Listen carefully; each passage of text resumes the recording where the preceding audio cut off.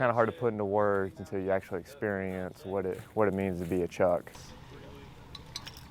But on paper, it doesn't sound fun. You're carrying heavy stuff. You're around extremely loud noises. When it comes to actual operations, all that stuff you see, they're actually putting it on their backs and carrying it. We're conducting Mortars Table 1, their gunner's exam. So all soldiers who are 11 Charlies, they have to do a gunner's exam every year. When we mob up, they have to do, of course, all their tables, in pre-mob. So right now, they're going through their basic gun drills that they also use when we actually do operations. It's essentially the same as doing battle drills, except for battle drills with the mortar.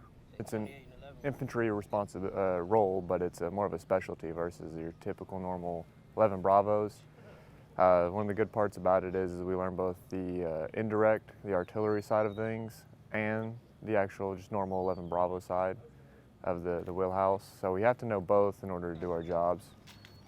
It's a bunch of big picture stuff, and it puts a lot more obligations on a lower rank. So you end up being in charge of a lot more than you expect for your rank, a little quicker than you would want it, but it's interesting. And they're currently doing the real standard, which is expert standard. And I have full confidence as they continue on through this exam that they're going to have a 100% because there's only one score you're allowed to get when it comes to the gunner's exam, that's a 100. So it's kind of a different beast, especially nowadays since we haven't used indirects as much.